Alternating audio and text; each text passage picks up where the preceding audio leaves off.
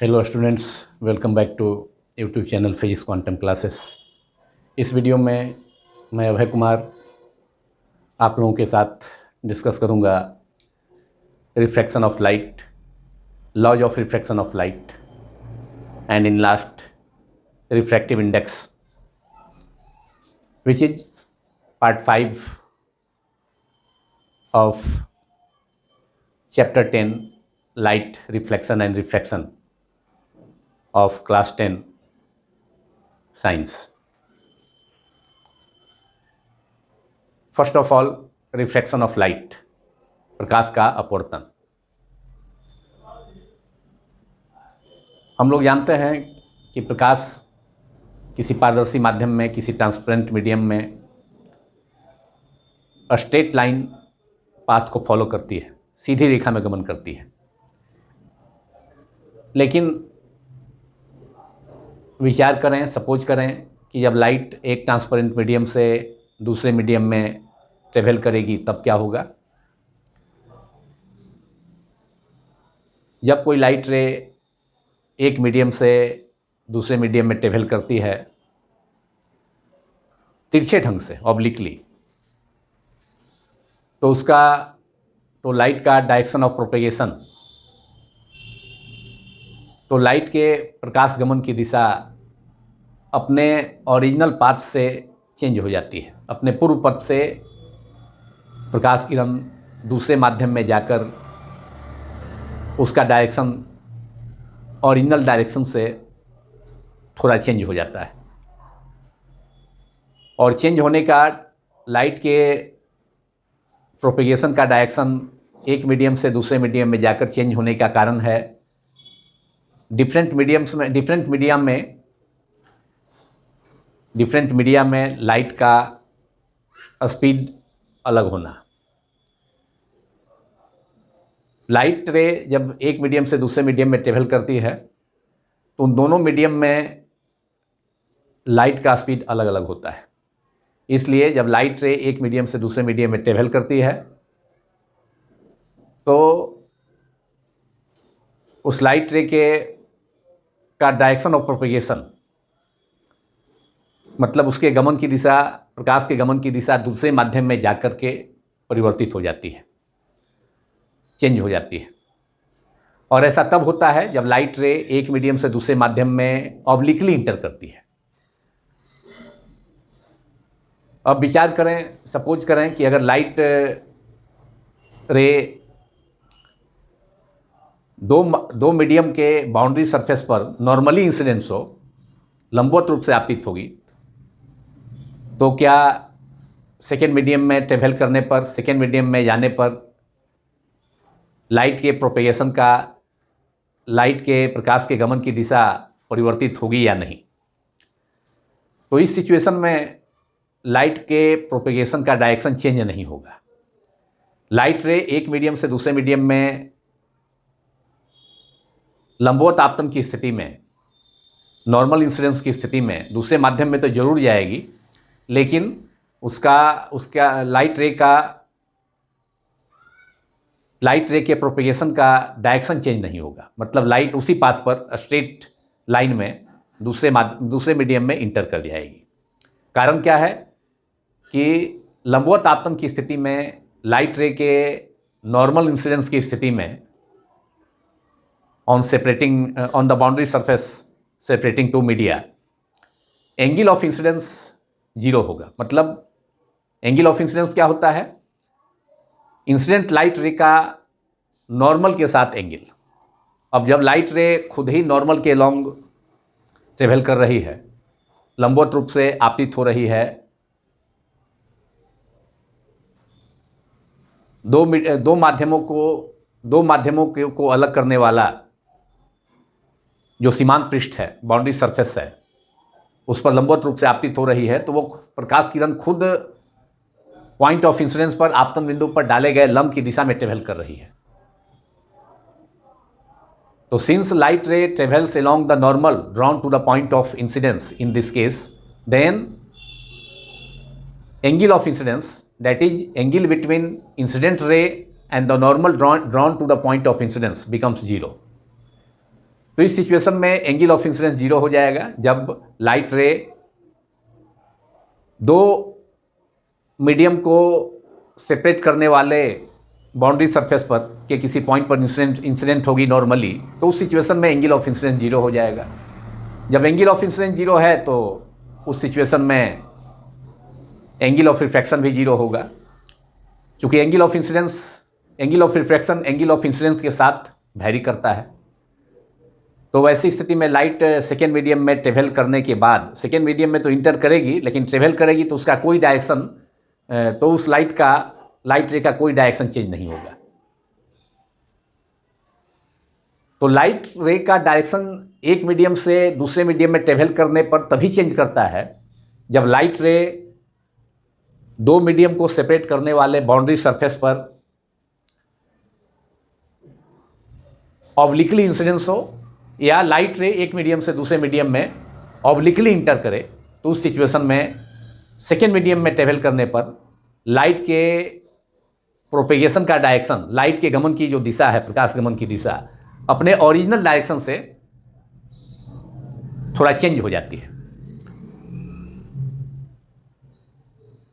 इस घटना को हम रिफ्रैक्शन ऑफ लाइट कहते हैं। This phenomenon of bending of light ray due to change in medium from its original direction is called refraction of light.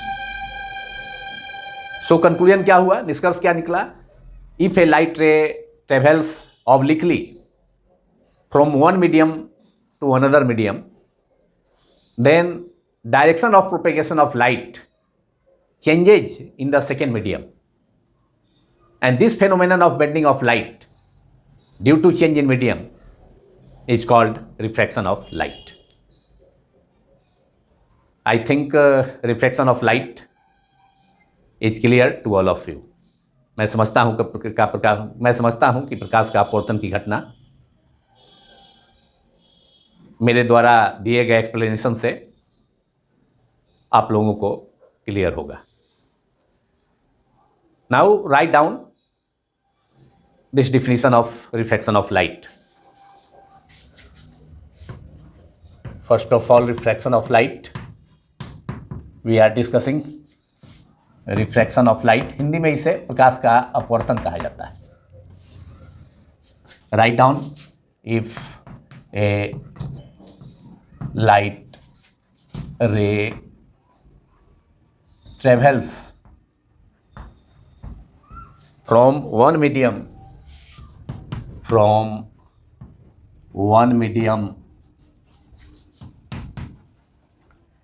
into another medium,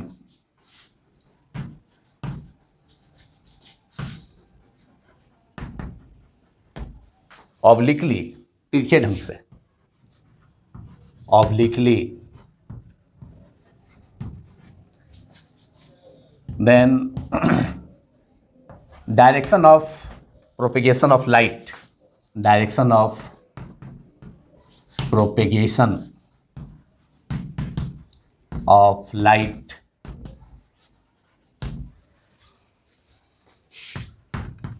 in the second medium,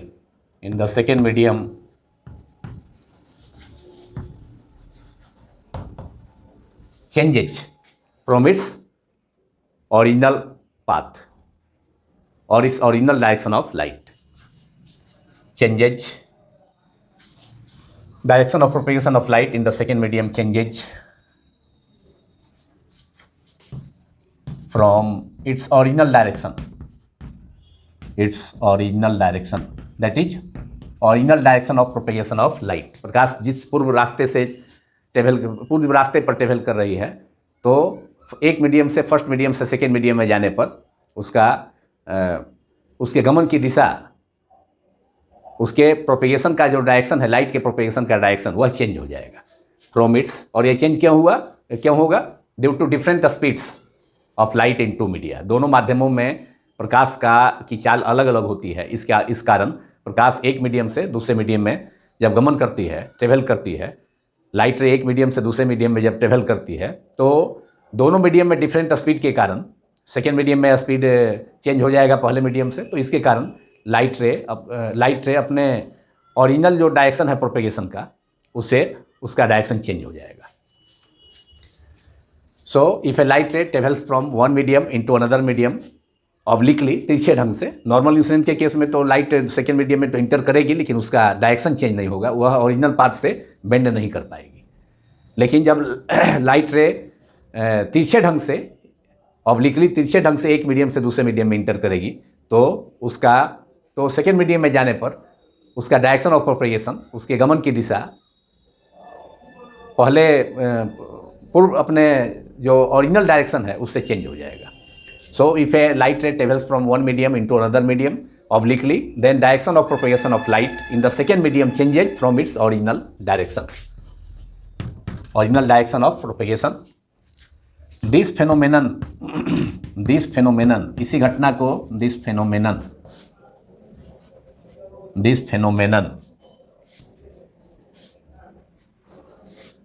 of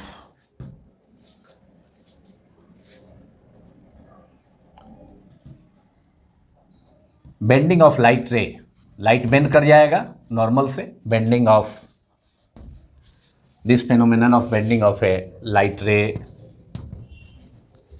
from its original direction, from its original direction of propagation, from its original direction of propagation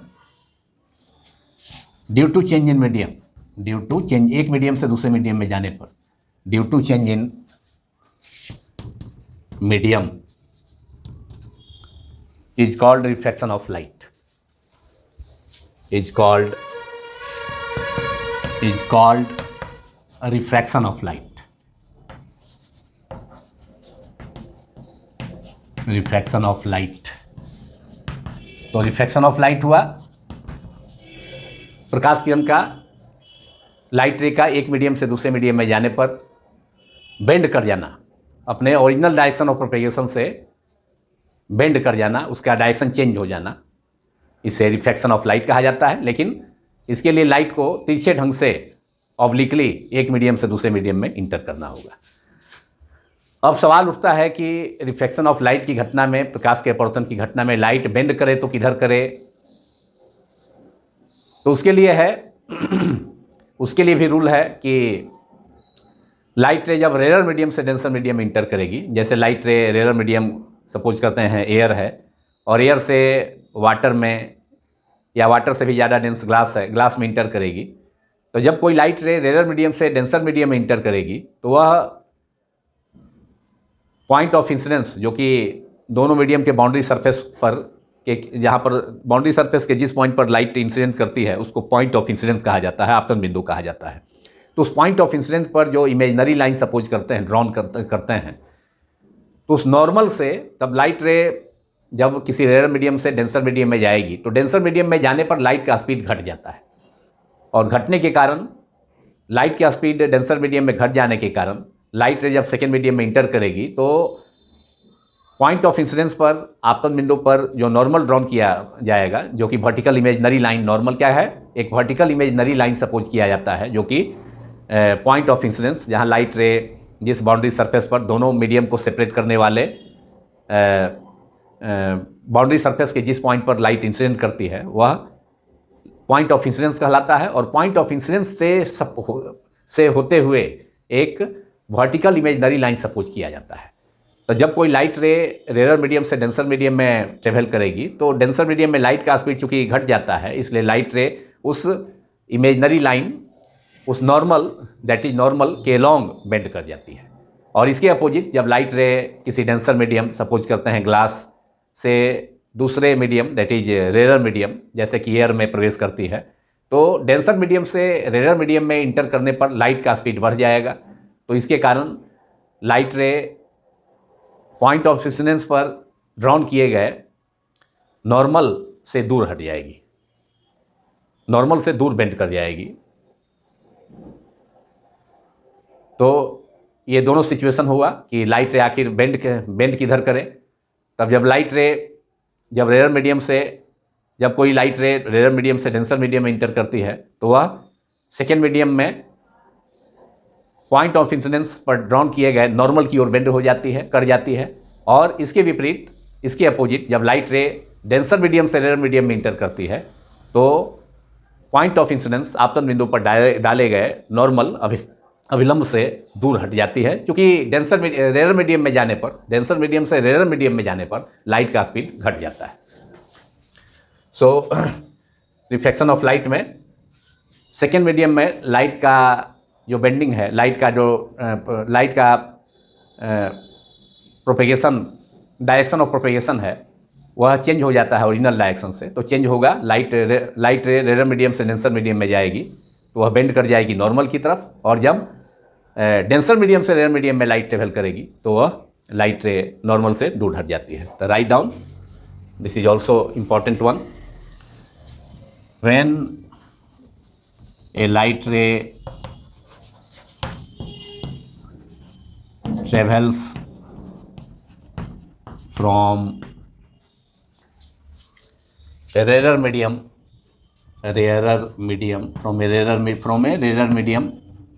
suppose air, for example air, into a denser medium,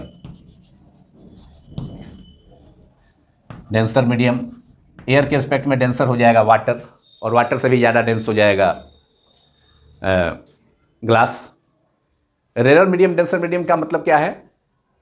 rare medium में, जिस medium में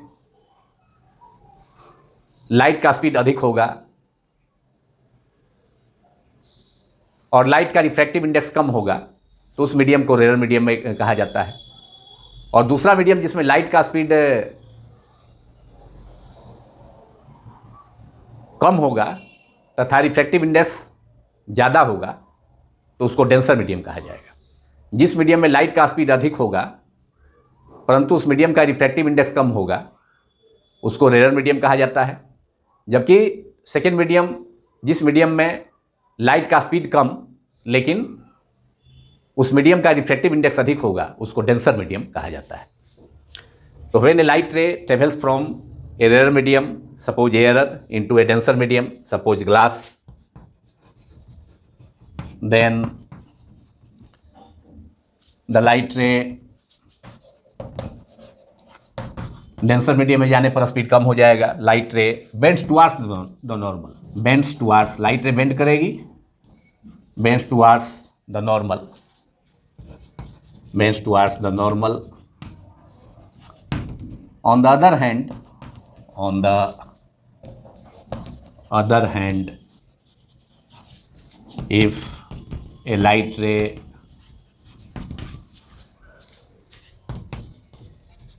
travels from a denser medium, suppose glass, अब उल्टा हो गया, denser medium से rare medium में light travel करे तो उस सिचुएशन में रेयर मीडियम में जाने पर स्पीड बढ़ जाएगा। इसलिए लाइट रे पॉइंट ऑफ इंसिडेंस पर ड्रॉन किए गए नॉर्मल से दूर हट जाएगी, दूर बेंड कर जाएगी। So on the other hand, if a light ray travels from a denser medium, suppose glass, denser medium water भी हो सकता है एयर के एस्पेक्ट में, denser medium into a rarer medium,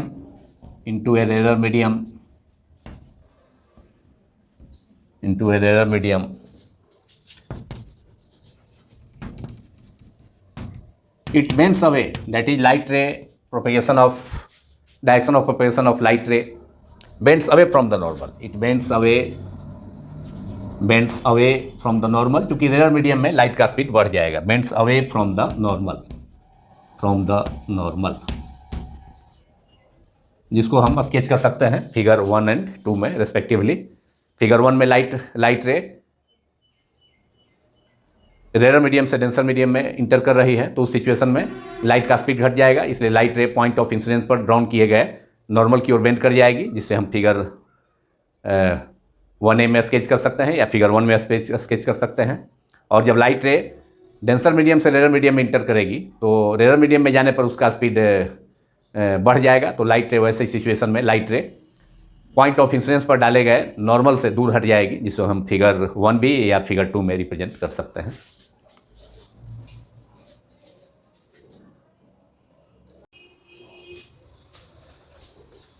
figure 1A में 1A तथा फिगर 1B में reflection of light का के फेनोमेनन को रिप्रेजेंट किया गया है।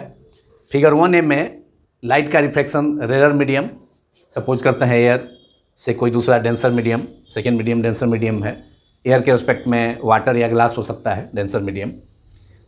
तो यहाँ लाइट का रिफ्लेक्शन फिगर 1A में रेयर मीडियम से डेंसर मीडियम में हुआ है, और इस सिचुएशन में लाइट रे एओ इंसिडेंट लाइट रे है, जो कि बाउंड्री सरफेस PQ जो दोनों मीडियम को सेपरेट कर रही है, रेयर मीडियम को, और बाउंड्री सरफेस PQ के ऊपर रेयर मीडियम है और इसके नीचे डेंसर मीडियम है। तो दोनों बाउंड्री सरफेसेस को दोनों मीडियम को सेपरेट करने वाला जो बाउंड्री सरफेस है वह PQ है।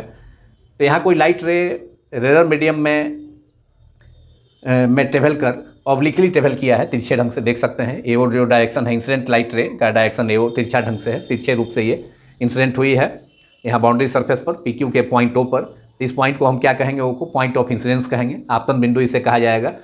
जिस बिंदु पर कोई इंसिडेंट लाइट रे आकर के बाउंड्री सरफेस के जिस पॉइंट पर मीट करती है, मिलती है, सीमांत पृष्ठ के जिस बिंदु पर आकर के आपतित किरण आकर के मिलती है जिस पॉइंट पर, तो उसे पॉइंट ऑफ इंसिडेंस कहा जाता है, आपतन बिंदु कहा जाता है। हिंदी में आपतन बिंदु कहेंगे पॉइंट ऑफ इंसिडेंस को। तो अब इंसिडेंट लाइट रे वो बाउंड्री सरफेस PQ के पॉइंट O पर इंसिडेंट किया। अब यहाँ पर अब एंगल ऑफ इंसिडेंस आपतन कोण कौन सा होगा, क्या वह हॉरिजेंटल से इंसिडेंट लाइट के बीच का ये कोण एंगल होगा, या यहाँ पर नॉर्मल सपोज करें, इस पॉइंट पर एक vertical line, imaginary line suppose करें NO, और इसको दूसरे मीडियम में भी N' तक प्रोड्यूस कर दिया गया है, तो ये नॉर्मल हो गया। तो एंगल ऑफ इंसिडेंस को हम डिफाइन करने के लिए यहाँ पॉइंट ऑफ इंसिडेंस O पर एक normal imaginary vertical line suppose करते हैं NO, और इसको प्रोड्यूस कर दिए हैं, सेकेंड मीडियम तक बढ़ा दिया गया है। तो NN' is the normal drawn to the point of incidence O। NN' normal है, अभिलंब है, जो आपतन बिंदुओं पर डाला गया है। तो अब इंसिडेंट लाइट रे AO तथा नॉर्मल के बीच का जो एंगल होगा उसको I से सपोज किया गया है, I से डिनोट किया जाता है। तो इसको हम क्या कहेंगे, एंगल ऑफ इंसिडेंस कहेंगे, आपतन कोण कहेंगे, angle of incidence. Angle between incident ray AO and normal NO is called angle of incidence. तो ये स्मॉल I है, एंगल ऑफ इंसिडेंस इसे कहा जाएगा, आपतन कोण। अब देख सकते हैं लाइट रे अगर इसी मीडियम में, ट्रांसपेरेंट मीडियम में, मतलब रेयर मीडियम में ही ट्रेवल करती है, अगर सपोज करते हैं रेयर मीडियम एयर है, तो एयर में ही थ्रू आउट ट्रेवल करती है आगे की ओर भी, तो लाइट का पाथ कैसा होता है, light follows straight line paths. Light straight line path को फॉलो करती है। तो लाइट सीधी, अगर सेकेंड मीडियम नहीं होता बाउंड्री सरफेस के नीचे, मीडियम चेंज नहीं होता, तो लाइट सीधे इसी डॉटेड लाइन, इसके बाद से पॉइंट ऑफ इंसिडेंस O के बाद से हम सेकेंड मीडियम में इस पाथ को, अगर ये सेकेंड मीडियम नहीं होता तो इस पाथ को हम ओरिजिनल डायरेक्शन ऑफ लाइट रे को हम डॉटेड लाइन से रिप्रेजेंट किया गया है यहाँ। तो अगर लाइट रे थ्रू आउट रेयर मीडियम से होकर ही ट्रेवल करती, तो उस सिचुएशन में उसका पाथ कैसा होता, path original direction of light रे इसी पाथ को, मतलब इसी स्ट्रेट लाइन पाथ को फॉलो करती। लेकिन यहाँ मीडियम चेंज हो गया है, अब डेंसर मीडियम आ गया है बाउंड्री सरफेस के नीचे, तो मीडियम चेंज होने के कारण लाइट रे का स्पीड भी चेंज होगा। अब डेंसर मीडियम जैसे कि एयर के एस्पेक्ट में वाटर या वाटर से भी ज़्यादा डेंस ग्लास लिया जाए, तो प्रकाश की चाल, हवा से जब प्रकाश लाइट रे जब वाटर या ग्लास में ग्लास में इंटर करेगी, तो वाटर में आने पर स्पीड कुछ घटेगा, और वाटर से जब फिर वाटर के बदले में ग्लास लिया जाए तो स्पीड और घट जाएगा। तो वैसी स्थिति में अब लाइट रे का जो डायरेक्शन है, ओरिजिनल डायरेक्शन ऑफ लाइट रे, वह नहीं रह पाएगा। सेकेंड मीडियम में, डेंसर मीडियम में लाइट का स्पीड घट गया, इसलिए लाइट रे अब जो नॉर्मल ड्रॉन किए हैं पॉइंट ऑफ इंसिडेंट O से होकर, जो इमेजनरी वर्टिकल लाइन सपोज किया गया है NN', तो अब नॉर्मल की ओर, मतलब इस नॉर्मल NN' की ओर लाइट रे सेकेंड मीडियम में बेंड कर गई। मतलब अब इसका जो पाथ हो गया लाइट रे का, ओरिजिनल पाथ नहीं रहा सेकेंड मीडियम में, डेंसर मीडियम में, जबकि इसका पाथ हो गया कौन, OB। तो OB को हम क्या कहेंगे, रिफ्लेक्टेड लाइट। सेकेंड मीडियम में लाइट रे जो अपने ओरिजिनल डायरेक्शन से बेंड कर गई, उस लाइट रे का नाम क्या हो दिया जाता है, रिफ्रैक्टेड रे, अपवर्तित किरण। और रिफ्रैक्टेड रे और नॉर्मल के बीच का जो एंगल है, एंगल BON', इसको हम स्मॉल r से डिनोट करते हैं, और इस एंगल का नाम क्या है, एंगल ऑफ रिफ्रैक्शन, अपवर्तन कोण। Angle BON' is small r, इसको स्मॉल r से इंडिकेट किया गया है डायग्राम में, जो कि रिफ्रैक्टेड रे, OB इज द रिफ्रैक्टेड रे, और जो बेंड किया हुआ रे है सेकेंड मीडियम में, डेंसर मीडियम में यहाँ, तो उस रे को रिफ्रैक्टेड रे कहा जाएगा, अपवर्तित किरण। और रिफ्रैक्टेड रे और नॉर्मल के बीच का जो एंगल स्मॉल r है, इसको हम क्या कहेंगे, एंगल ऑफ रिफ्रैक्शन। तो r is small r is angle of refraction, in the denser medium while a small I angle between incident ray AO and normal NO is called angle of incidence. यह आपतन कोण कहलाएगा first medium में, rare medium में. तो I is the angle of incidence and small r is the angle of refraction. और हमने देखा कि लाइट रे जब रेयर मीडियम से डेंसर मीडियम में इंटर कर रही है तो अपना ओरिजिनल जो डायरेक्शन ऑफ इसका लाइट रे का है, ओरिजिनल पाथ इसका डॉटेड वाला है, सेकेंड मीडियम में रिप्रेजेंट किया गया है, तो उस पाथ से डेविएट कर जाती है. किधर डेविएट कर जाती है? नॉर्मल की ओर, क्योंकि रेयर मीडियम से डेंसर मीडियम में जाने पर लाइट रे का स्पीड घट जाता है. इसलिए लाइट रे सेकेंड मीडियम में रिफ्रैक्शन के बाद नॉर्मल की तरफ बेंड कर जाती है. तो ये रिफ्रैक्शन ऑफ लाइट हुआ, फिगर 1 में रिप्रेजेंट किया गया है, जब लाइट रे रेयर मीडियम से डेंसर मीडियम में ट्रेवल करती है. और दूसरे सिचुएशन में अगर लाइट रे डेंसर मीडियम से रेयर मीडियम में इंटर करे, मतलब मान लिया सपोज करते हैं ग्लास से ही एयर में जाए, मतलब डायरेक्शन इसका मीडियम चेंज हो जाए, मतलब अब डेंसर से रेयर मीडियम में. तो सपोज कर दिए हैं ऊपर में ही डेंसर मीडियम को और नीचे में इसके नीचे रेयर मीडियम को, और दोनों को सपोज सेपरेट करने वाला जो सरफेस है, इंटरफेस कहते हैं इसको, या बाउंड्री सरफेस, इसका नाम बाउंड्री सरफेस है या इंटरफेस है, जो कि दो मीडियम को सेपरेट करने वाला सरफेस है, इंटरफेस. तो इसका नाम स्मॉल PQ दे दिए इंटरफेस का नाम. अब लाइट रे यहाँ पर इसका इंसिडेंट लाइट रे, यहाँ भी लाइट रे तिरछे ढंग से ट्रेवल कर रही है, तिरछे ढंग से यहाँ पर पॉइंट O पर, मतलब पॉइंट O क्या है? Point O is the point of incidence है. फर्स्ट मीडियम में लाइट रे पॉइंट ऑफ इंसिडेंस है AO, और इंसिडेंट लाइट रे AO बाउंड्री सरफेस PQ के पॉइंट O पर जाकर के इंसिडेंट हुई है. तो ये इंसिडेंट लाइट रे हो गया. अब इंसिडेंट लाइट रे और यहाँ पर जो नॉर्मल इमेजिन किए हैं NN डैश, जो vertical imaginary line point of incidence पर, तो इसके बीच का एंगल हो गया AO इंसिडेंट रे और नॉर्मल के बीच का एंगल क्या कहलाएगा? Angle of incidence. इसको I से सपोज करेंगे. अब इस नॉर्मल को नीचे तक सेकेंड मीडियम में भी, अब सेकेंड मीडियम यहाँ क्या है? रेयर मीडियम है. फर्स्ट फिगर 1 में फर्स्ट मीडियम कौन था? रेयर मीडियम था, और सेकेंड मीडियम डेंसर मीडियम था. अब first medium rare denser medium है और सेकेंड मीडियम रेयर मीडियम है. लाइट रे अगर थ्रो आउट अगर डेंसर मीडियम में ही ट्रेवल करती तो इसका पाथ कौन सा होता? आगे की ओर भी पाथ इसको डॉटेड से दिखाए हैं, ओरिजिनल पाथ ही होता. लेकिन लाइट रे डेंसर मीडियम से रेयर मीडियम में इंटर किया है, तो लाइट रे का स्पीड क्या होगा? रेयर मीडियम में लाइट का स्पीड अधिक होता है और डेंसर मीडियम में लाइट का स्पीड कम होता है. हमने अभी कुछ देर पहले बताया था कि रेयर मीडियम उस मीडियम को कहते हैं जिसमें लाइट का स्पीड ज़्यादा होता है लेकिन उस मीडियम का रिफ्रैक्टिव इंडेक्स कम होता है. इसके अपोजिट डेंसर मीडियम उसे कहा जाता है जिसमें लाइट का स्पीड कम होता है लेकिन उस मीडियम का रिफ्रैक्टिव इंडेक्स अधिक होता है. तो लाइट रे अब डेंसर मीडियम से रेयर मीडियम में इंटर करने के बाद क्या होगा? रेयर मीडियम में स्पीड बढ़ जाएगा. तो लाइट रे अपने ओरिजिनल डायरेक्शन ऑफ, ओरिजिनल जो पाथ है उसका प्रोपेगेशन का, ट्रेवल का जो ओरिजिनल पाथ है लाइट रे का AO, अब इसी लाइन के लॉन्ग लाइट रे ओरिजिनल पाथ के लॉन्ग ट्रेवल करती है अगर ये रेयर मीडियम चेंज नहीं होता. लेकिन अब सेकेंड मीडियम रेयर मीडियम हो गया, मीडियम चेंज हो गया. लाइट रे अभी ट्रेवल कर रही है डेंसर मीडियम में, एलोंग पाथ है वो ऑब्लिकली तिरछे ढंग से AO पाथ पर इंटर कर रही, AO पाथ के एलोंग ट्रेवल कर रही है, और ये पाथ कंटिन्यू रहता अगर मीडियम चेंज नहीं रहता तो, जिसे डॉटेड लाइन से रिप्रेजेंट किया गया है. लेकिन अब सेकेंड मीडियम में मीडियम चेंज हो गया है, तो लाइट रे और रेयर मीडियम आ गया है, दूसरा मीडियम इंटरफेस बाउंड्री सरफेस के नीचे रेयर मीडियम है. तो रेयर मीडियम में लाइट का स्पीड बढ़ जाता है. इससे लाइट रे अब ओरिजिनल पाथ अपना जो है ओरिजिनल डायरेक्शन जिसको डॉटेड लाइन से रिप्रेजेंट किया गया है उससे थोड़ा सा बेंड कर जाएगी और बियॉन्ड उससे दूर हट जाएगी, दूर बेंड कर जाएगी. मतलब नॉर्मल NN डैश से लाइट रे सेकेंड मीडियम में नॉर्मल से दूर हट जाएगी, मतलब original direction of light path जो है उससे भी लाइट रे डेविएट कर जाएगी. तो इस ढंग से ये आपका डेविएशन हो गया लाइट रे का ओरिजिनल डायरेक्शन से. जितना लाइट बेंड किया ये डेविएशन है, ये डेल्टा डेविएशन है ये लाइट रे का ओरिजिनल डायरेक्शन से. लेकिन नॉर्मल से जो डेविएशन होगा वह डेविएशन को दिखाया गया है किसके लॉन्ग? किस पाथ के लॉन्ग? रिफ्लेक्टेड लाइट के पाथ को दिखाया गया है OB के लॉन्ग. तो OB क्या है? सेकेंड मीडियम में लाइट का जो न्यू पाथ हुआ OB, उसको हम रिफ्लेक्टेड रे कहेंगे. लेकिन ओरिजिनल डायरेक्शन से ये डेविएशन डेल्टा हो गया. लाइट रे ओरिजिनल डायरेक्शन से डेल्टा एंगल से डेविएट कर गई, और नॉर्मल और रिफ्लेक्टेड रे के बीच का जो एंगल है वह स्मॉल r. पूरा जो एंगल होगा normal NN dash, normal ON dash या NN डैश और रिफ्लेक्टेड रे OB के बीच का जो एंगल है डेंसर मीडियम में, तो यह एंगल ऑफ रिफ्रैक्शन होगा जिसको स्मॉल r से डिनोट किया गया है. और डेल्टा क्या है? लाइट रे का डेविएशन है, OB का डेविएशन है ओरिजिनल डायरेक्शन से कितने एंगल से डेविएट किया, तो डेल्टा से. लेकिन एंगल ऑफ रिफ्लेक्शन क्या हो गया? रिफ्लेक्टेड लाइट रे जो कि नॉर्मल से दूर चली गई है, दूर हट गई है, दूर बेंड कर गई है डेंसर मीडियम में, रेयर मीडियम से डेंसर मीडियम में जाने पर, तो ये रिफ्लेक्टेड लाइट OB और नॉर्मल NN डैश के बीच का जो एंगल है स्मॉल r, वो एंगल ऑफ रिफ्रैक्शन हो गया. जबकि incident light ray rare medium में, डेंसर मीडियम में इंसिडेंट लाइट रे एओ का डायरेक्शन और normal N O N N dash के बीच का जो एंगल है, इसको हम क्या कहेंगे, एंगल ऑफ इंसिडेंस कहेंगे, आपतन कोण कहेंगे। तो यहाँ पर लाइट रे डेंसर मीडियम से जब रेयर मीडियम में जा रही है तो उसका स्पीड बढ़ जा रहा है। इससे लाइट रे अपने ओरिजिनल डायरेक्शन से भी डेविएट कर गया, बियॉन्ड दूर की ओर डेविएट कर गया और नॉर्मल से दूर हट गई।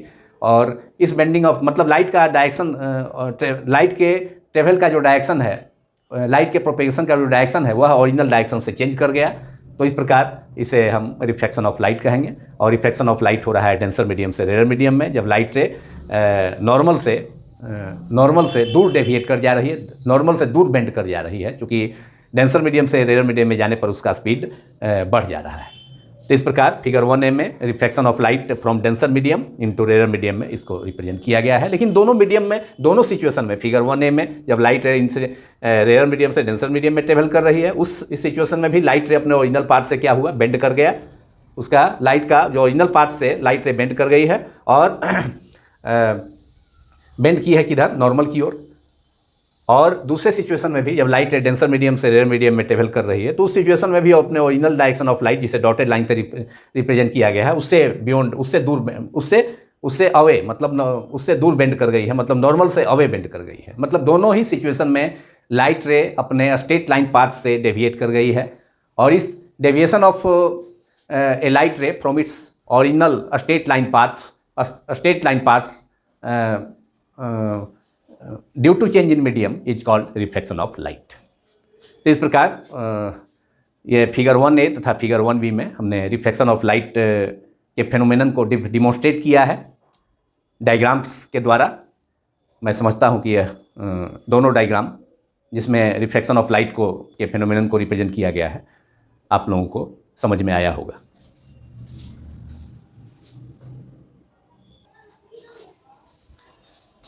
Now some examples of reflection of light. Reflection of light, प्रकाश का अपवर्तन की घटना का कुछ उदाहरण जिसे हम अपने डेली लाइफ में भी ऑब्जर्व करते हैं, देखते हैं। पहला ऐसा एग्जाम्पल है ट्विंकलिंग ऑफ स्टार्स। रात में हम जब ऑब्जर्व करते हैं, स्काई की ओर देखते हैं, तो बहुत से स्टार्स और प्लैनेट्स दिखलाई देते हैं। लेकिन यह पाया जाता है कि स्टार्स से कभी रोशनी कम आती है, कभी अधिक आती है, कभी स्टार ओझल हो जाता है, कभी वही स्टार दिखलाई देने लगता है। इसको ट्विंकलिंग ऑफ स्टार्स कहा जाता है, तारे का टिमटिमाना। तो यह क्यों होता है? तो यह रिफ्लेक्शन ऑफ लाइट पर ही बेस्ड है। क्योंकि लाइट रे जब स्टार से होकर के अर्थ तक पहुंचती है तो 400 किलोमीटर के ऊपर तो बहुत बड़ा वैक्यूम है, लेकिन इस 400 किलोमीटर तक अर्थ सरफेस से जहाँ तक एटमॉस्फेयर है, तो एटमॉस्फेयर के में भी डिफरेंट लेयर्स हैं और सभी लेयर्स का रिफ्रैक्टिव इंडेक्स या डेंसिटी अलग अलग है। इससे लाइट रेज जब एटमॉस्फेयर के लाइट रेज स्टार से आने वाला जब लाइट रेज एटमॉस्फेयर से होकर के, एटमॉस्फेयर के डिफरेंट लेयर से होकर के जब ट्रेवल करता है, तो उस सिचुएशन में डिफरेंट लेयर्स का रिफ्रैक्टिव इंडेक्स अलग अलग होने के कारण लाइट के स्पीड में भी चेंज होता है। और इसके कारण जो स्टार्स हैं उनसे आने वाली जो रोशनी है, प्रकाश है, वह कभी आँखों में अधिक पहुँचता है, कभी कम पहुँचता है। यही कारण है तारे का टिमटिमाना, ट्विंकलिंग ऑफ स्टार्स। तो first example of reflection of light is twinkling of stars. Twinkling, तारे का टिमटिमाना, ट्विंकलिंग ऑफ स्टार्स। एक और एग्जाम्पल देखें, सेकेंड एग्जाम्पल। यह भी बहुत कॉमन एग्जाम्पल है जिसे हम खुद ऑब्जर्व कर सकते हैं अपने घरों में भी। जब किसी साफ पानी, किसी वेसल में, कोई बर्तन है, बाल्टी ही है, सब कुछ करते हैं, या कोई टैंक है, तो उसमें साफ वाटर रख दिया जाए, उसमें उस टैंक के बॉटम एक सिक्का, उसमें एक कॉइन उसमें रख दिया जाए, मतलब बॉटम पर, और उस वेसल में, उस बर्तन में, वेसल और टैंक में साफ वाटर रख दिया जाए। तो उस कॉइन को जो वेसल के बॉटम पर पड़ा है उसको बाहर से देखा जाए, एयर से ऑब्जर्व किया जाए, तो वह कॉइन थोड़ा सा अपने एक्चुअल पोजीशन से थोड़ा एलिवेटेड होता है, थोड़ा ऊपर दिखलाई देता है।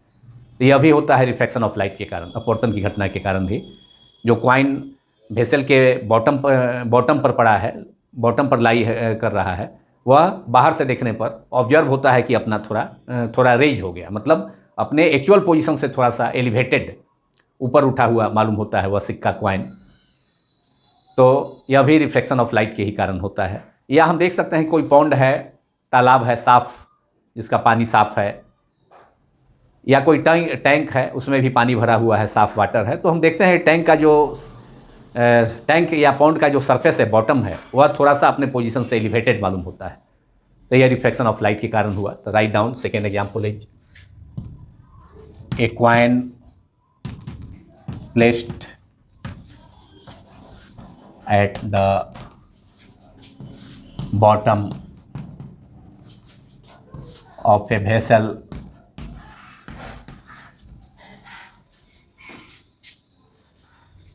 filled with water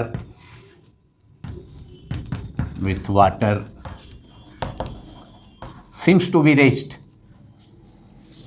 वह कॉइन जो कि वेसल के बॉटम पर रखा हुआ है, बॉटम पर सिचुएशन उसके बॉटम पर वेसल के, तो वह, और उस वेसल में पानी भरा हुआ है, बर्तन में पानी भरा हुआ है या टैंक में पानी भरा हुआ है, तो वह सिक्का, वह कॉइन रिफ्लेक्शन ऑफ लाइट के कारण ही अपने जो उसका एक्चुअल पोजीशन है, जहाँ पर एक्चुअल पोजीशन होगा वाटर के अपर सरफेस से, जहाँ पर वो लाई कर रहा है, तो एक्चुअल पोजीशन से थोड़ा सा एलिवेटेड मालूम होता है, थोड़ा उठा हुआ मालूम पड़ता है, रेज्ड मालूम होता है। तो यह रिफ्लेक्शन ऑफ लाइट के कारण ही होता है। A coin placed at the bottom of a vessel filled with water seems to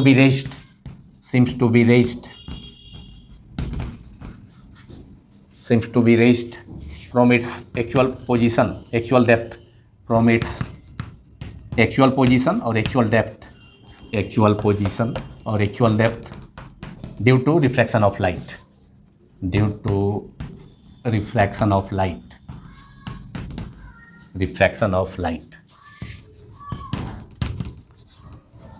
और एक और एग्जाम्पल देखा जाए, अगर कोई वेसल है, उसमें पानी भरा हुआ है, वाटर भरा हुआ है, लिक्विड, और उसमें एक पेंसिल को डुबा दिया जाए, पेंसिल का कुछ पार्ट उस वेसल जिसमें कि वाटर रखा हुआ है उसमें डुबा दिया जाए, तो बाहर से ऑब्जर्व किया जाएगा, ऑब्जर्वर बाहर से एयर से ऑब्जर्व करेगा, तो पेंसिल का जो पार्ट पानी में डूबा हुआ है वह थोड़ा सा बेंड मालूम होगा, वह थोड़ा सा टेढ़ा मालूम होगा। तो यहाँ पर भी रिफ्लेक्शन ऑफ लाइट के कारण ही ऐसा हो पाता है कि किसी वेसल बर्तन में या कोई बीकर है, उसमें पानी रखा जाए, पानी भरा हुआ है, साफ वाटर, और उसमें कोई पेंसिल का कुछ और पार्ट अगर डुबा दिया जाए, तो जो पार्ट वाटर के अंदर डूबा हुआ है, इमर्ज्ड है, वह थोड़ा सा बेंड दिखाई देता है, वह थोड़ा सा टेढ़ा दिखाई देता है। या कोई स्टिक ही, छड़ी ही अगर किसी वेसल में जिसमें कि वाटर भर दिया जाए और उसमें एक छड़ी को अगर रखा जाए, छड़ी का कुछ पार्ट, तो वह छड़ी भी थोड़ा सा, स्टिक भी थोड़ा सा, जो स्टिक का पार्ट वाटर के अंदर डूबा हुआ है वह थोड़ा सा बेंड दिखाई देता है, टेढ़ा दिखाई देता है। तो ये एग्जाम्पल, यह भी किसके कारण है? रिफ्लेक्शन ऑफ लाइट के कारण है। ए pencil seems to be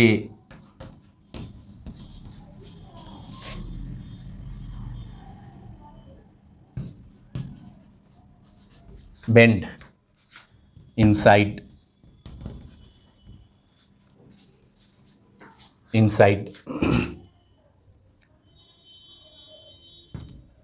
water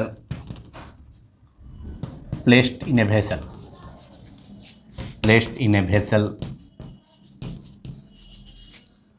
A pencil seems to be bent inside water placed in a vessel due to refraction of light.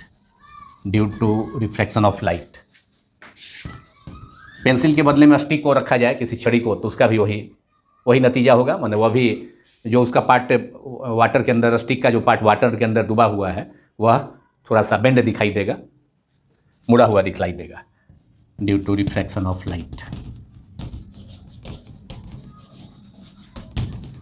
तो these are some examples of reflection of light.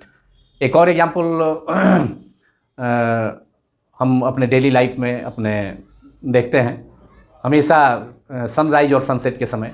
Sunrise actual sunrise के से कुछ पहले ही सन horizon पर दिखलाई देने लगता है। मतलब एक्चुअल सनराइज के 2 मिनट पहले भी सन थोड़ा सा रेज हो जाता है अपने एक्चुअल पोजीशन हॉरिजॉन पर, जहाँ पर सन होता है सनराइज के समय। तो 2 मिनट पहले ही वह अपने रियल पोजीशन से थोड़ा सा एलिवेटेड होता, रेज हो जाता है, जिसके कारण हम सन को एक्चुअल सनराइज को 2 मिनट पहले ही देख लेते हैं। और यही घटना फिर सनसेट के समय होती है, जब सन हॉरिजॉन के नीचे चला जाता है। तो उस समय तक भी एक सनसेट हो गया रहता है, तो ऊपर भी 2 मिनट बाद तक भी हम सनसेट को देख पाते हैं, क्योंकि सन अपने एक्चुअल जहाँ पर एक्चुअल पोजीशन है उससे थोड़ा सा रेज दिखलाई देता है। उसके कारण सन के उस पोजीशन से आने वाली लाइट रेज हमारी आंखों तक पहुंच पाती है। इसलिए सनसेट के समय भी सूर्यास्त सनसेट हो चुका होता है, तो उसके 2 मिनट एक्चुअल सनसेट के 2 मिनट बाद तक भी हम सन को देख पाते हैं। तो इस प्रकार कुल मिलाकर के 2 मिनट पहले तक 2 मिनट पहले ही सनराइज के 2 मिनट पहले ही हम सन को देख पाते हैं, और सनसेट के 2 मिनट बाद तक भी देख पाते हैं। तो इसलिए ड्यूरेशन ऑफ डे 2+2 मतलब 4 मिनट से बढ़ जाता है। तो यह घटना भी, जिसमें कि एक्चुअल सनराइज के पहले ही 2 मिनट पहले हम सन को देख पाते हैं और एक्चुअल सनसेट के 2 मिनट बाद तक भी हम सन को देख पाते हैं, यह घटना भी, यह फिनोमेनन भी बेस्ड है due to reflection of light.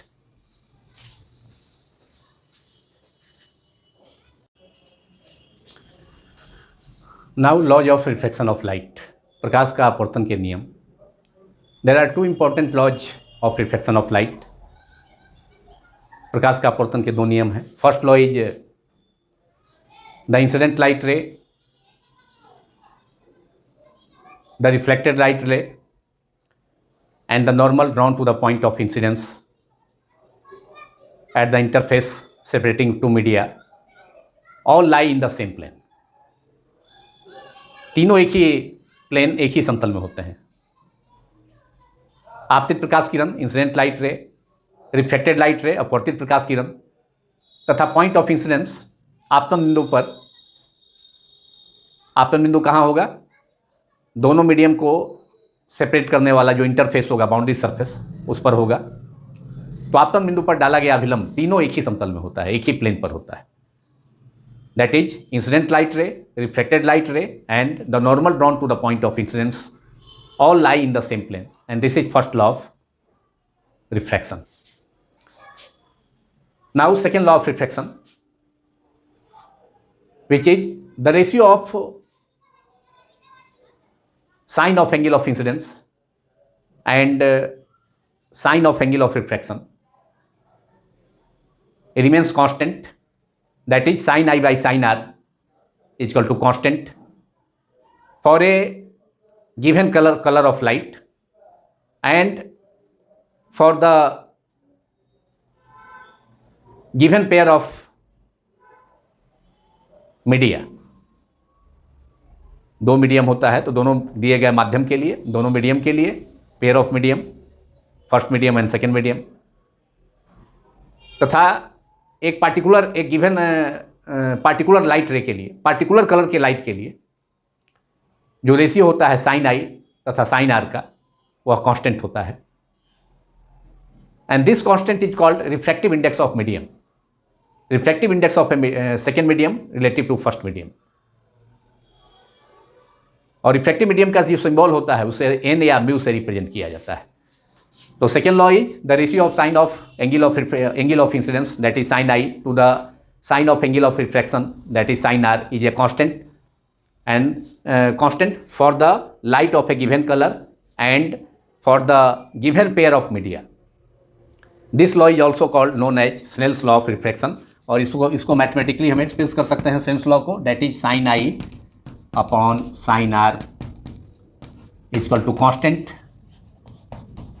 And this constant is called refractive index of second medium relative to first medium, that is refractive index of a medium, और जिसको किस सिंबल से डिनोट करते हैं, एन या mu से। This symbol is n, either n or mu. So this constant is called refractive index of a medium. This constant जिसे n से रिप्रेजेंट किए हैं n या mu से, this constant is called, this constant n or mu is called refractive index of a medium. That is refractive index of second medium relative to first medium is called refractive index. Refractive index abbreviated form में हम इसको लिख सकते हैं RI of a medium. This is second law which is in mathematical form, ratio of sin I by sin R remains constant for a given color of light and for a given pair of media. दोनों के लिए ratio sin I का, माने angle of incidence का sin I और angle of reflection R का sign लेंगे तो sin R, दोनों का रेशियो कांस्टेंट होता है. और उस कांस्टेंट को क्या कहा जाता है? उस कांस्टेंट का नाम है refractive index of the medium. Refractive index of the medium और सिंबल इसका रिफ्रैक्टिव इंडेक्स का n और म्यू.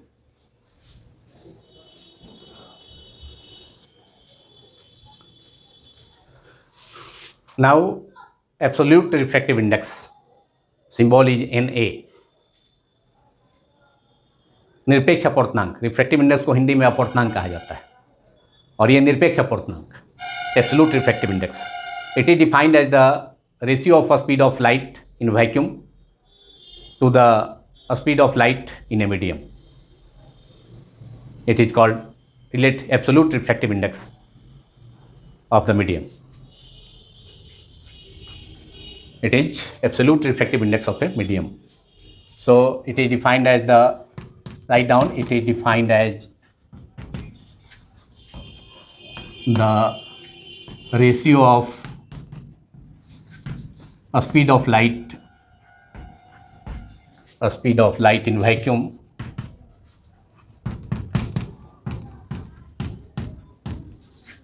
that is C. और कितना होता है speed of light in vacuum? 3 × 10⁸ metre पर सेकेंड. वैक्यूम में स्पीड का light 3, that is 3 lakh kilometre पर सेकेंड. C = 3 × 10⁸ मीटर पर second, that is 3 lakh metre पर second. It is defined as the ratio of speed of light in vacuum, that is C, 3 × 10⁸ meter per second, to a speed of light in a medium. किसी दूसरे medium other than air और vacuum, दूसरा medium water हो सकता है, glass हो सकता है, उसमें लाइट का कितना स्पीड है, तो to a speed of light in a medium that is V. Speed of light in a medium को सपोज इंडिकेट करते हैं सिंबल से, डिनोट करते हैं V से. और सिंबल रिलेटिव रिफ्रैक्टिव इंडेक्स का Na है, दैट इज Na. इसको एब्सोल्यूट रिफ्रैक्टिव इंडेक्स को केवल रिफ्रैक्टिव इंडेक्स भी कहा जाता है. That is Na = speed of light in vacuum, ratio है, that is speed of light in vacuum, that is उसको C सिंबल से डिनोट करते हैं, जिसका वैल्यू 3 × 10⁸ मीटर पर second, upon speed of light in medium that is V. तो ये एब्सोल्यूट रिफ्रैक्टिव इंडेक्स हो गया रेशियो C/V. भी क्या है? Speed of light in a medium other than vacuum और एयर तथा वैक्यूम को छोड़ करके दूसरा मीडियम जैसे ग्लास है, वाटर है, उसमें लाइट का स्पीड कितना है. तो वैक्यूम में लाइट का कितना स्पीड है वो C हो गया, और फिर किसी मीडियम में कितना स्पीड है लाइट का, तो दोनों का रेशियो हो गया, क्या कहलाएगा? Absolute refractive index. इस पर छोटा प्रॉब्लम हम देख सकते हैं इस फॉर्मूला पर, एब्सोल्यूट रिफ्रैक्टिव इंडेक्स पर, कि अगर किसी मीडियम का एब्सोल्यूट रिफ्रैक्टिव इंडेक्स दिया हुआ हो, जैसे सपोज करते हैं ग्लास का रिफ्रैक्टिव इंडेक्स है Na, मतलब Na का मतलब है ग्लास के लिए, इसको Ng से डिनोट करेंगे. Refractive index of glass, absolute की जगह G दे दिए जो मीडियम है. तो ग्लास का स्पीड है कितना? ग्लास का रिफ्रैक्टिव इंडेक्स है 3/2 1.5. तो speed of light in glass क्या होगा? Vg क्या होगा? Speed of light in glass, भी speed of light in a medium, तो मीडियम यहाँ ग्लास है तो सफिक्स में G दे दिए. ये मालूम करना है तो आसानी से मालूम कर सकते हैं. या वाटर का रिफ्रैक्टिव इंडेक्स दिया रहे, वाटर का रिफ्रैक्टिव इंडेक्स 1.33, 4/3 1.33, तो वाटर में कितना स्पीड होगा, तो वह भी आप निकाल सकते हैं इस फार्मूला से, एब्सोल्यूट रिफ्रैक्टिव इंडेक्स के फार्मूला से. तो यहाँ पर फार्मूला है आपका Na = C/V. फॉर ग्लास आप लिख सकते हैं इस फार्मूला को. फॉर ग्लास Na की जगह Ng दे देंगे, = C/V की जगह पर Vg यहाँ लिखेंगे. Speed of light in glass, हमको speed of light in glass ही मालूम करना है, आसानी से मालूम हो जाएगा। देयरफॉर Vg को यहाँ से इसको Ng को नीचे सब्स्टिट्यूट मेथड सब्स्टिट्यूशन से Vg को यहाँ ऊपर ले जाते हैं और Ng को नीचे, तो Vg equal to C upon Ng।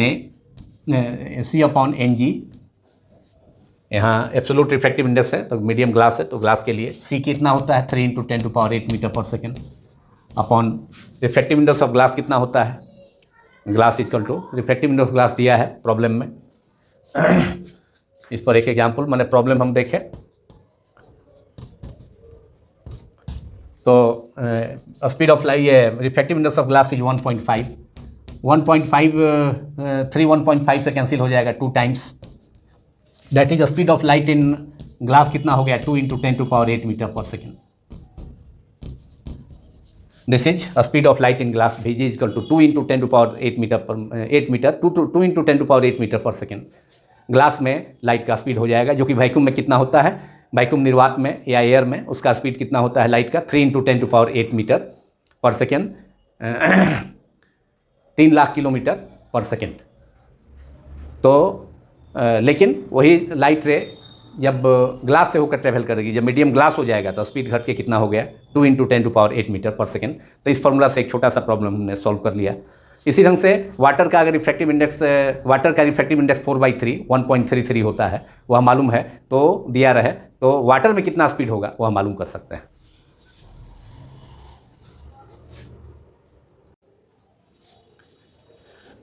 Now relative refractive index, सापेक्ष अपवर्तनांक।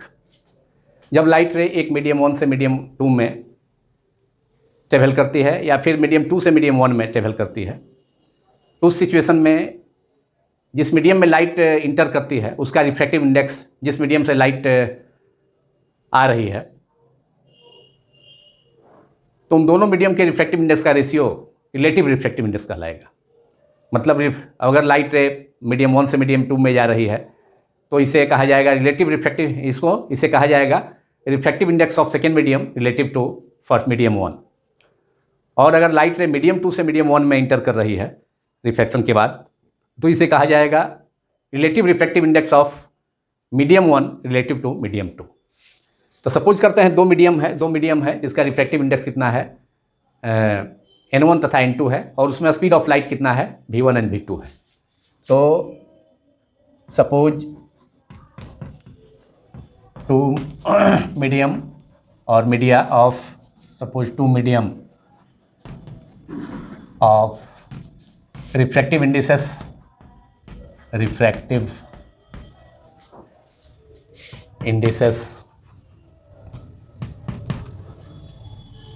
medium 1 and medium 2 of refractive indices N1 and N2, while speeds of light in 2 medium or 2 media into medium का प्लूरल मीडिया, सपोज 2 मीडियम्स के जगह बदले में media लिखा जाता है। 2 media while speeds of light in 2 media are V1 and V2 respectively.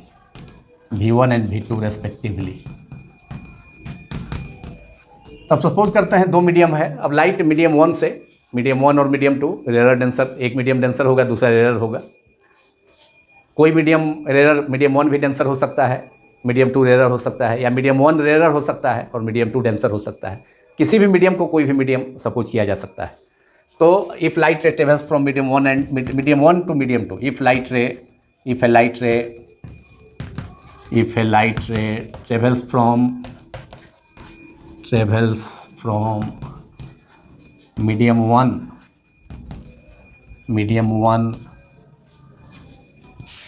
into medium 2,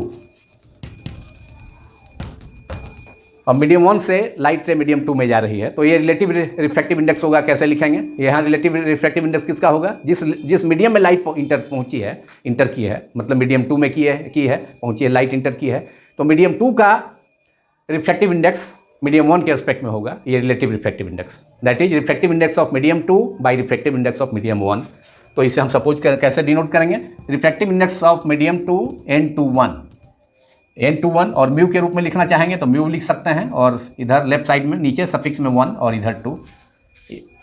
जब light रे मीडियम 1 से मीडियम 2 में गई है तो सिंबल में इसको कैसे, रिलेटिव रिफ्रैक्टिव इंडेक्स को कैसे हम डिनोट करेंगे, n/1 और μ12, या n के टर्म में ही लिख करके n1 को ऊपर दे दें और नीचे 2 दे दें, 1n2 ऐसे भी लिखा जा सकता है। तो ये हो गया रिलेटिव रिफ्रैक्टिव इंडेक्स किसका, refractive index of RI। Refractive index को एब्रिविएटेड फॉर्म में, शॉर्ट फॉर्म में लिखते हैं R.I. Refractive index of medium two by RI of medium 1। Refractive index RI short में रिफ्रैक्टिव इंडेक्स को of medium 1 that is relative refractive index हो गया ये मीडियम 2 का मीडियम 1 के रिस्पेक्ट में n/1, that is n/1 equals to refractive index of medium 2 कैसे लिखेंगे हम, n2/n1, that is relative refractive index of medium 2 with respect to medium 1। n/1 इसको सिंबल से डिनोट करेंगे, इक्वल टू n2/n1। अब n2 के लिए अभी हमने फॉर्मूला निकाला था कि n इक्वल टू होता है एब्सोलूट रिफ्रैक्टिव इंडेक्स को लिखा था c/v, n equal to c/v।